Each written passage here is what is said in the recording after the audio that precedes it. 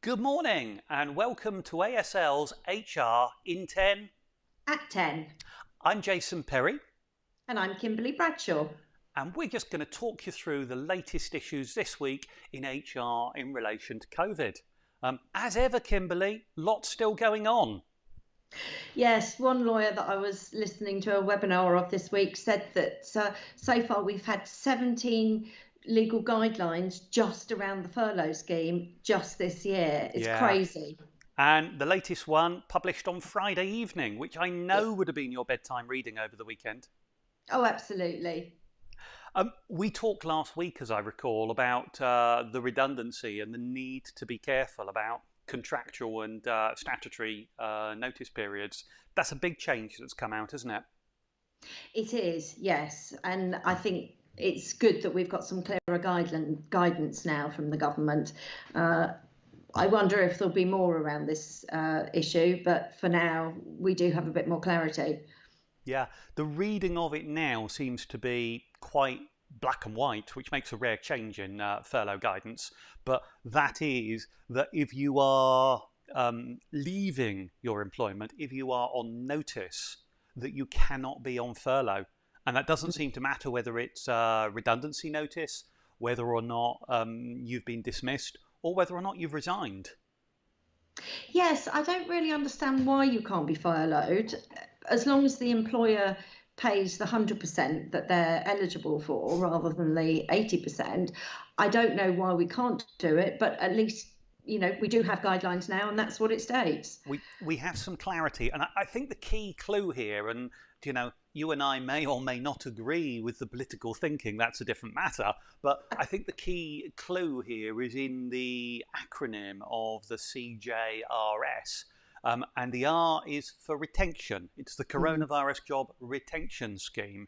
And I think the government have kind of latched on to many employers had discovered that they could actually make restructuring decisions and redundancies whilst claiming a government grant and finance part of those costs.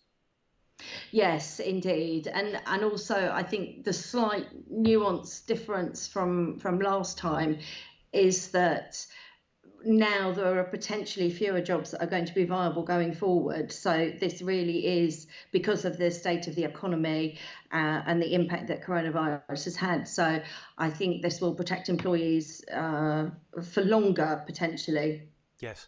The interesting one, as I see it, and again, you'll remember back in April, the first time, it seems a long time ago now, doesn't it? But the first time round when we had this decision, there was this big thing about how you could rehire somebody who had resigned or you've made redundant and then put them on furlough. Now, I'm fascinated they've done that again. So actually, if you've made a redundancy in recent weeks, you can rehire that person and put them on furlough. But I'm now wondering why an employer would do that. What's your take on this, Kimberly? The only thing I can think of is to help the government spread the cost by having it go through the employers rather than the benefit system. I don't know. And it's not as if those individuals will benefit in any way other than the fact that they will get more than if they were on benefits. Yeah, as I see it, one of the big changes, and this is really about us helping employers at this point. But if you've made somebody redundant, you can reverse it and bring them back. But you need to be fairly sure that you're not going to make them redundant again in February or March when this scheme comes to an end.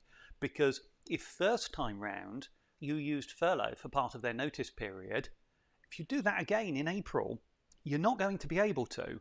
And therefore, it's going to cost an employer more money to bring someone back from redundancy and then make them redundant a second time.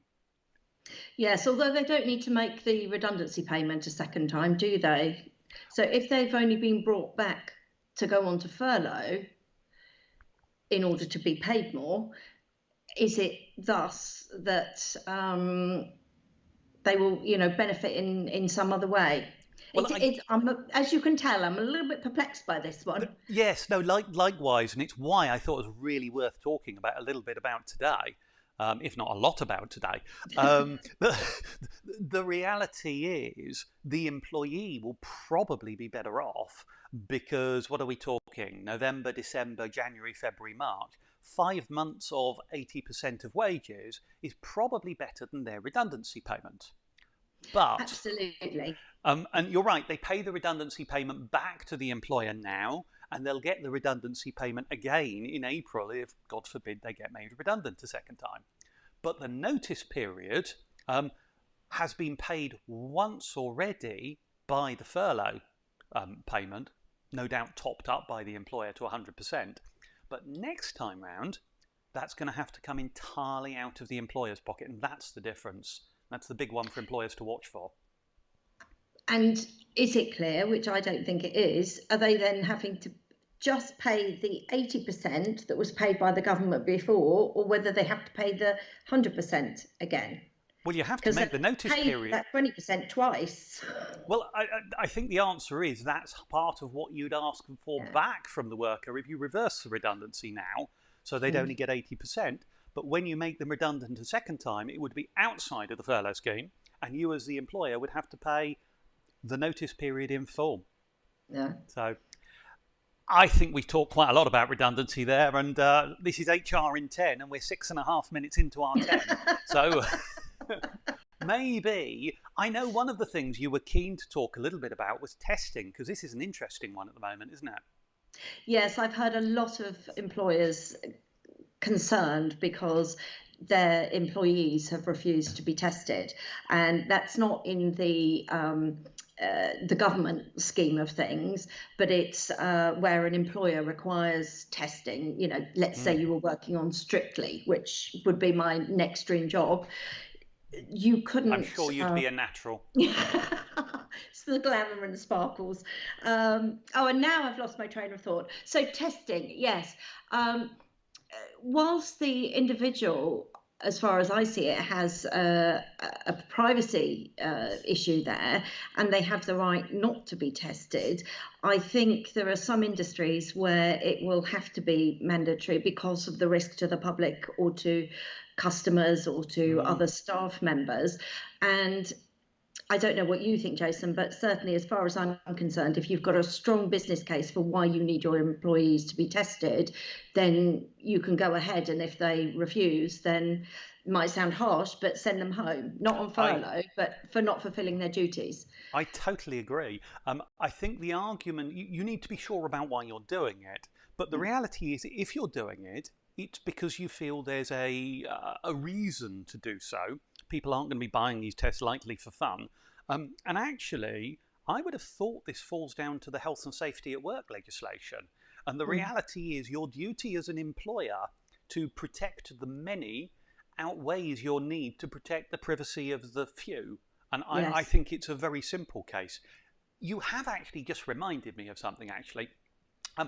One of our clients this week shared something with me that I thought was quite interesting. I'd like your opinion on. We've got 2 or 3 clients that are now routinely checking temperatures of people when they arrive at work as just it's not quite as enhanced as testing whether or not you've got COVID, but as a basic test to look at where we are. And one of our clients shared with me that they had a couple of members of staff who have declined to have their temperature tested. As an HR person, what would you do, Kimberly? Oh, that's a really horrible one, Jason. It's so tricky. I mean, I suppose the circumstances would be the same for what we've just discussed for an employer's right to test and an employee's right not to be. If it's daily and could it be an infringement on an individual's rights? But at the same time, we do have to balance the duty of care and safety and well-being of employees. I think at the end of the day, it's why are they doing it daily? Why are they doing it every time somebody comes in? Are they at higher risk because they're involved with the public or something like that? Yes. That means they have to. If it was just a bog standard office and all preventative measures were in place, what would be the need? I know. Kimberly, HR in 10. We've done it again. We have indeed. It's been lovely, and we'll do it again next week. thank you so much for your time. Lovely to see you all. See you next week. Bye bye. Thanks for watching.